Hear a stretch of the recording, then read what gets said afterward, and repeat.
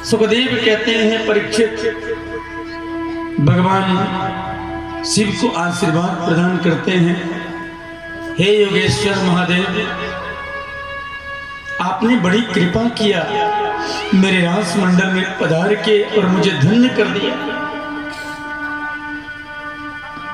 सुखदेव कहते हैं परीक्षित, भगवान शिव ब्रज में बैठ गए। आज मेरी कन्या वृंदावन आए, मैया से बोले मैया अब तो गाय लेके जा रहा हूं।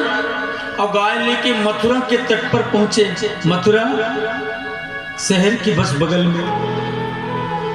मेरी कन्या ग्वाल वालों को बड़ी भूख लगी। कृष्ण बोले देखो भैया बड़ी जोर से भूख लग रही है। तो ग्वाल वालों को भेजा, बोले मथुरा में 24 लोग बहुत हैं, तो जाना 24 लोग यज्ञ कर रहे हैं मधुमंगल, और उन ब्राह्मणों की पत्नी घर में होंगी। ब्राह्मण की पत्नी के हृदय में दया होती है, इसलिए आप जाकर के उन ब्राह्मणों से मत बोलना, स्त्री से जाके बोलना कि कृष्ण आए हैं। बलराम अपनी अपनी गाय लेके, देवी अगर आपके पास कुछ अन्न के कण हो तो आप खाने के लिए दे दो। मधुमंगल ने जाकर, श्याम सखा सब जाकर के भगवान ब्राह्मणों की पत्नियों के पास पहुंचे और वहां जाकर कहते हैं देवी कृष्ण बलराम आए हैं मथुरा से, उन्हें बड़ी भूख लगी है, आप कुछ खावे को दे दो। सुखदेव कहते हैं परीक्षित,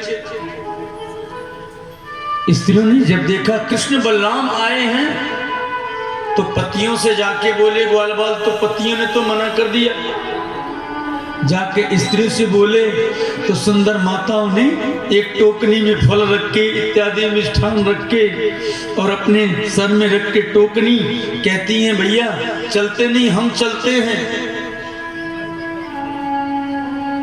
और माताओं ने लेके टोकनी भगवान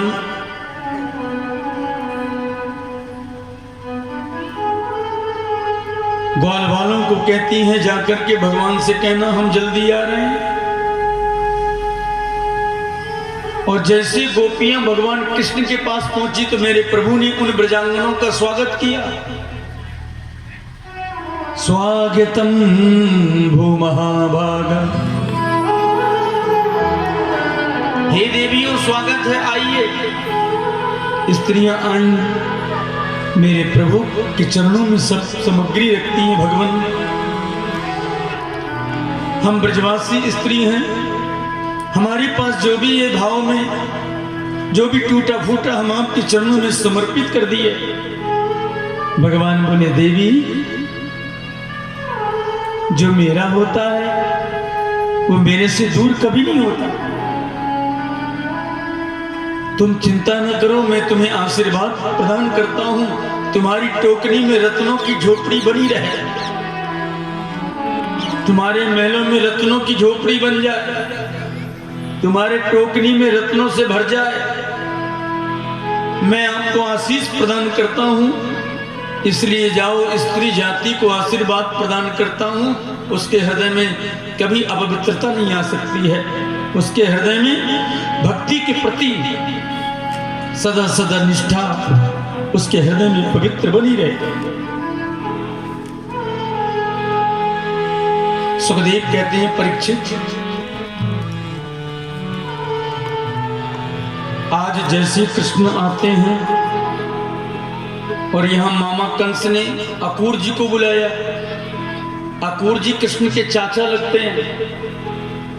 कंस ने कहा देखो जाइए और कृष्ण बलराम को दोनों वृंदावन से लेके आओ मथुरा, और हमारे यहाँ धनुष यज्ञ समारोह है। अकूर कृष्ण के चाचा लगते, अगर मैं जाऊंगा नहीं तो मुझे पापी कंस यही मार देगा, और जाऊंगा तो श्याम सुंदर को लेके आऊंगा। मेरे हाथ से तो कहीं ना कहीं पाप हो रहा है, छोटे छोटे बच्चों को लेने जा रहा हूं और ये पापी उन्हें मार देगा, पर जाऊंगा नहीं तो ये मुझे मार देगा।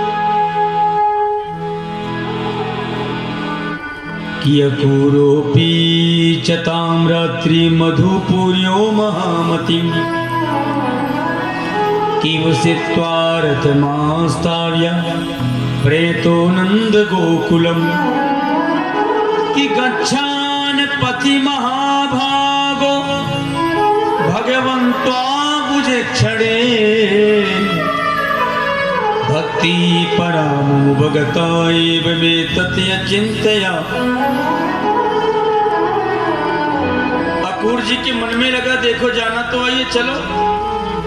अकूर जी महाराज चल दिए रथ लेके मथुरा से वृंदावन 12 किलोमीटर। पर अकूर जी चले सुबह और शाम हो गई। कृष्ण के चिंतन में हे प्रभु मुझसे बहुत बड़ी गलती हो रही, मैं कृष्ण बलराम को लेने जा रहा हूं और कंस यहां लेके आऊंगा। कंस आएगा तुरंत दोनों बच्चों को मार देगा। लेकिन हे कृष्ण अगर मैं नहीं जाऊं तो मुझे मार देगा। सुखदेव कहते हैं सुबह चले रथ में बैठ करके और शाम हो रही है। वृंदावन पहुंचते पहुंचते मेरे कृष्ण के चिंतन करते हुए, कन्हैया का स्मरण करते हुए अकूर जी महाराज जा रहे हैं।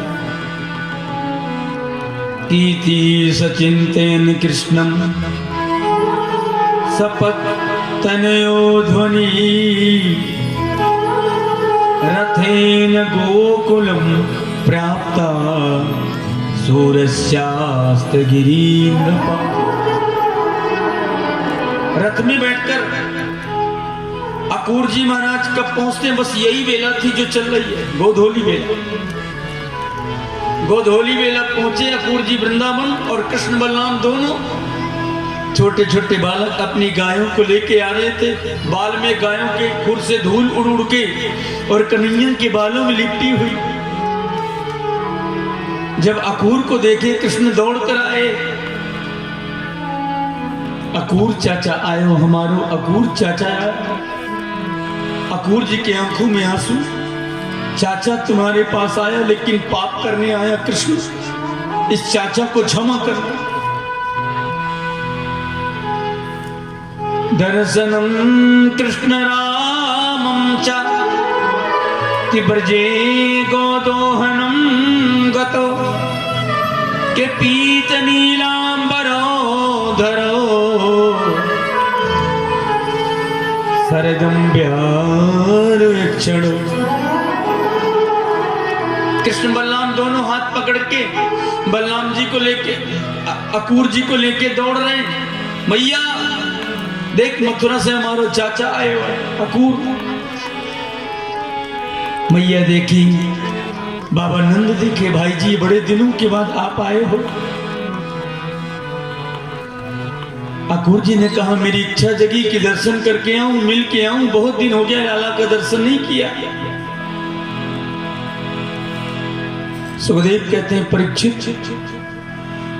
कामधेनु गाय के ऊपर मेरा कृष्ण अपनी हाथों को से गाय, कामधेनु गाय, सुरभि गाय को गोविंद हाथ फेर रहे हैं उसके पीठ पर।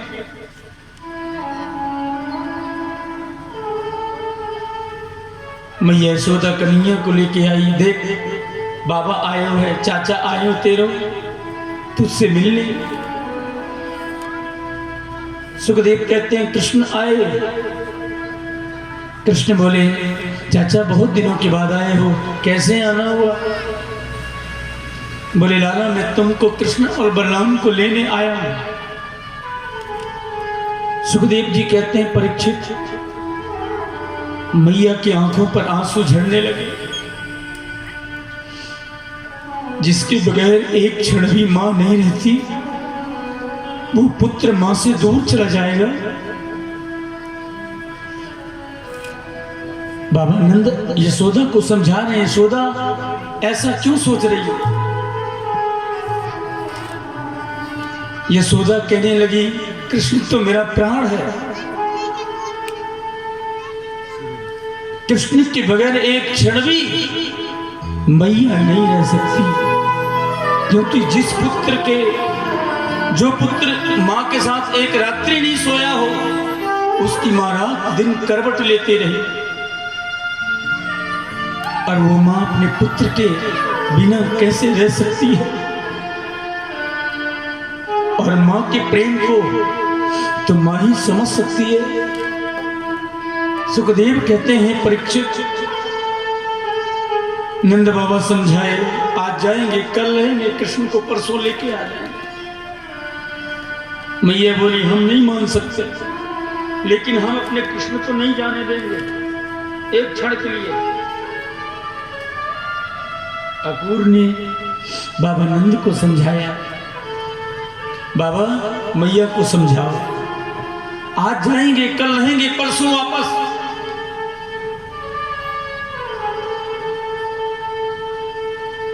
आज मैया की नींद उड़ गई।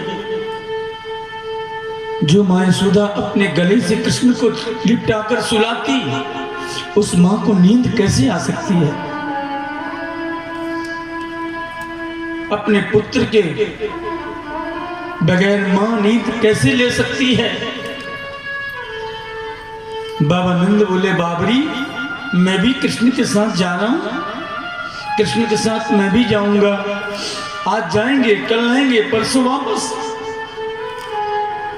सुखदेव कहते हैं परीक्षित, मां यशोदा को तो बाबा नंद ने कृष्ण ने समझा लिया, लेकिन ब्रज की गोपियों को कौन समझाए, जो कि कृष्ण के राह देखते देखते सुबह से शाम हो जाती, अभी कृष्ण आए नहीं, अभी मेरा कन्हैया आया नहीं।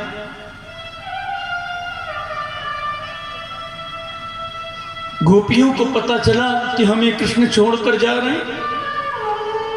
गोपियां आई, बोली हम तो पहले ही जानते थे कि तू बहुत कपटी है, हमको तो मालूम ही था। एक गोपी बोली मैं तो जानता था कि तू हमारा साथ नहीं देने वाला। जब हम कभी तुम्हारे पास आए कृष्ण, तो तू हमको बहुत पवित्र बात सुनाता है, निष्ठामयी बात सुनाता है, सात्विक बात सुनाता है, हमें ज्ञान देता है, उपदेश प्रदान करता है, लेकिन तेरे प्रेम में कोई अंतर नहीं है, कोई बदलाव नहीं, तू गिरगिट की तरह बदलता रहता है। कृष्ण मुस्कुरा रहे हैं। एक गोपी दौड़ के आई, लाला तेरे रथ के नीचे हम सो जाते हैं, हमारे ऊपर से रथ चला लो लाला और चले जाओ, हम आपको कभी नहीं बुलाएंगे, कभी नहीं रोकेंगे। सुखदेव कहते हैं परीक्षित, छोटे छोटे ग्वाल बाल कन्हैया के पास आ गए, लाला हम भी चलेंगे। कृष्ण बोले चलो। किसी प्रकार गोपियों को कृष्ण ने समझाया, आज जा रहे हैं कल रहेंगे परसों वापस, चिंता मत करो। गोपियां बोली हमको तो जैसा लटका दो वैसा लटक जाएगी, क्योंकि हम आपके प्रेमी हैं। फिर भी हम आपके जीवन का इंतजार कभी बंद नहीं करेंगे केशव, हम आपका इंतजार ही करेंगे, क्योंकि हम दास हैं और दास का काम यही है अपने स्वामी की सेवा।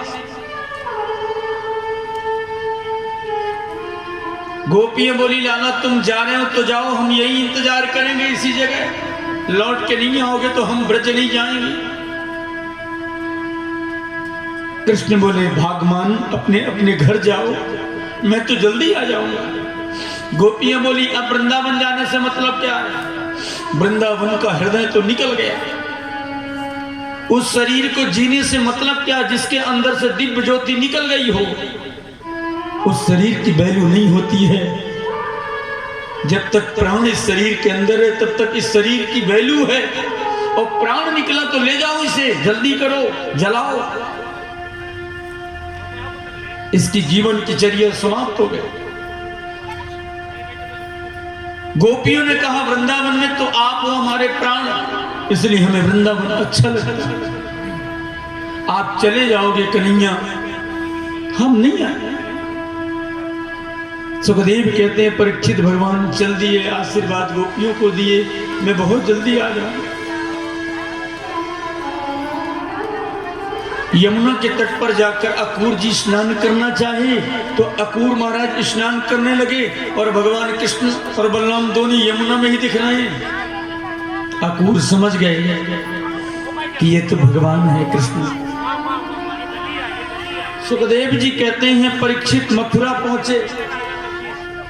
मथुरा पहुंचने के बाद में कन्हैया बोले बाबा नंद से, बाबा अगर आपकी इच्छा हो तो हम अपने मामा के नगर को घूम लें।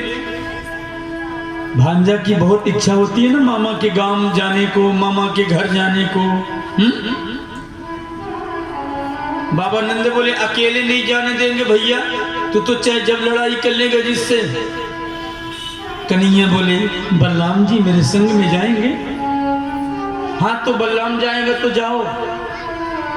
और दोनों भैया जब मथुरा नगर देखने के लिए गए तो हमारी माताएं, ब्रज की माताएं खड़ी हैं ऊपर, अब पुष्प छिड़क छिड़क कन्हैया के ऊपर फूल फेंक रही हैं, फूल से वर्षा कर रही हैं। कितने दिव्य जोड़ी दोनों जा रही है, कितने मधुर है। सुखदेव कहते हैं परीक्षित दोनों भाइयों ने सीधे ब्रजवासियों के साथ चले कृष्ण, और एक घाट में पहुंचे जहां मामा घाट, धोबी घाट था। कृष्ण पहुंचे, बोले धोबी मामा इन ब्रजवासियों को कपड़ा दे दो ना। धोबी मामा बोले कहां से भांजा बन के नकली आ गया। कन्हैया बोले जी हम तो आपके भांजे हैं, हमारे ब्रजवासियों को ये वस्त्र पहना दो।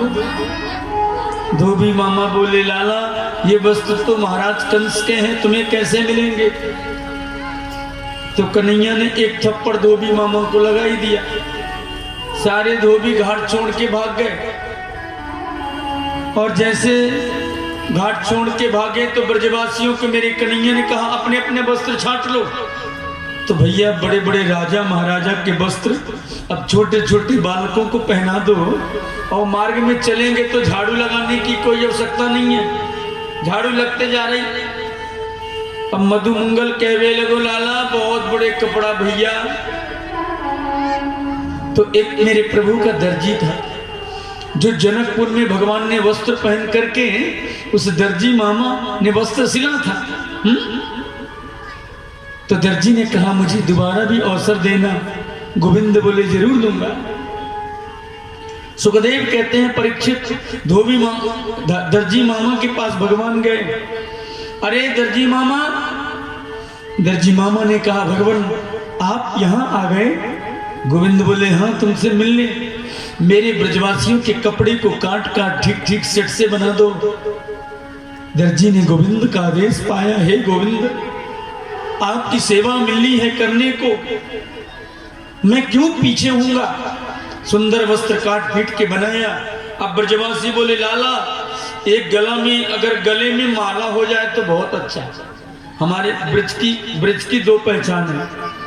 जो ब्रजवासी होता है वो इस तरफ से इस तरफ चंदन लगाएगा, चंदन लगाने में कभी पीछे नहीं होगा ब्रज का व्यक्ति जो होगा, और आंखों में सुरमा। ये ब्रज की दो पहचान है, उसे समझ जाना ब्रजवासी है। सुखदेव कहते हैं परीक्षित अब ग्वाल बाल कहने लगे लाला मस्तक पर एक माला पहना दे भैया। तो सुदामा नाम के माली के पास भगवान गए कि तथा सुदाम्नो भवनम यमाला कि माला कारस्य जगमतो यमानो कि तो दृष्टवासा समुत्थाय ननामं शिरसा भुवियाना। अरे सुदामा माली मेरे ब्रजवासियों को सुंदर माला पहनाओ। सुदामा ने सेवा का अवसर मिला, सुंदर गुलाब की माला बना के सबको पहनाया। अब ब्रजवासी बोले लाला मस्तक पर चंदन लगवाए दे। तो एक स्त्री जा रही थी, बड़ी देखने में सुंदर पर 3 जगह टेढ़ी, शरीर टेढ़ा। भगवान ने जाकर के कह दिया ए सुंदरी सुनो। अब उसने तो पीछे मुड़ करके हाथ दिखाया और अपनी आंखें कड़ी कड़ी करके देखने लगी। मैं सुंदरी कह रहा है, मैं तुझे सुंदरी दिखती हूं। कृष्ण बोले हाँ जी सुंदरी, आपसे ही बोल रहा हूं। कन्हैया बोले सुंदर बना देने की क्षमता भी तो है, इसलिए तो बोल रहे हैं आपको सुंदरी। कुब्जा मुड़कर देखी, पागल जैसे बात क्यों कर रहे हो हमसे, हमको मालूम नहीं कौन है। कृष्ण बोले सबको जानते हैं, लेकिन ये चंदन हमारे मस्तक पर लगाओ ना, ये साधारण चंदन नहीं है, ध्यान देना। कि कस्तूरी तिलकम ललाट पटले वक्षस्थले कौस्तुभम नासाग्रे बरमोतिकं यकर्तले वेणुकणे कंकणम। कि सर्वांगे हरिचंदनम सुललितम कंठे च मुक्तावली।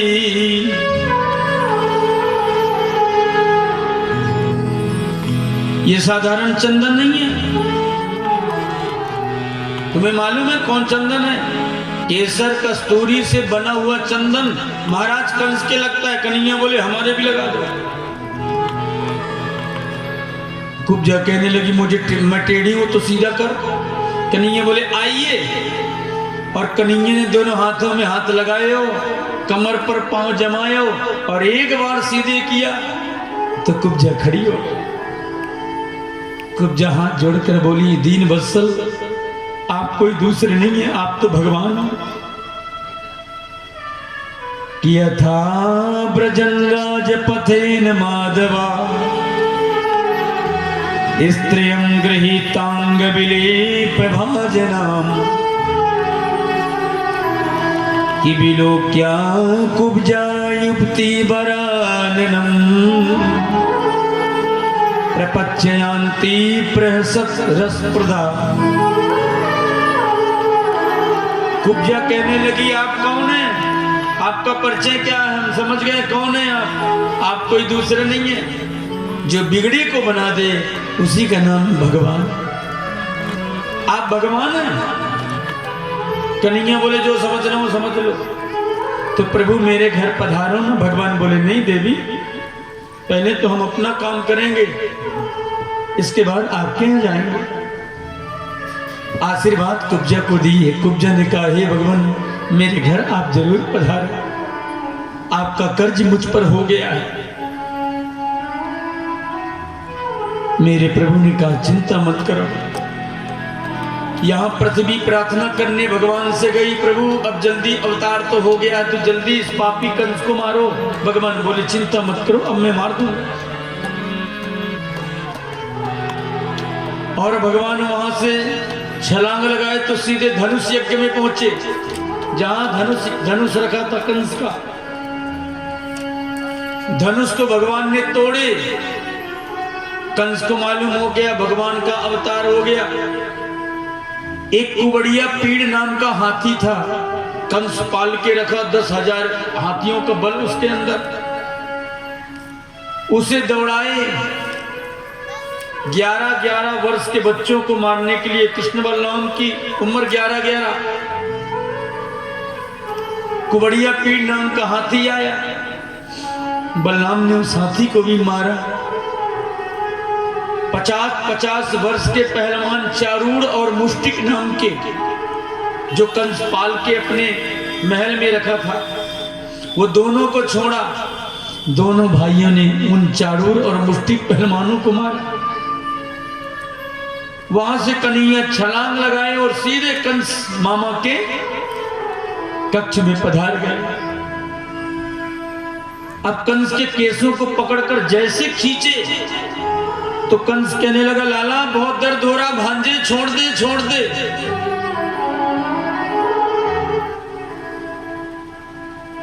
मेरे प्रभु को याद आई जिस दिन माता देवकी के केसों को कंस तुमने रस्से पकड़ के नीचे खींचा होगा, उस दिन क्या मेरी मां देवकी को कष्ट नहीं हुआ होगा?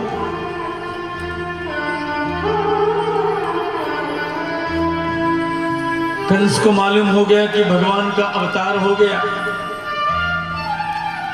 मेरे प्रभु ने थोड़ा सा मामा को धक्का दिया, मामा गिरा, प्राण अंत हो गए।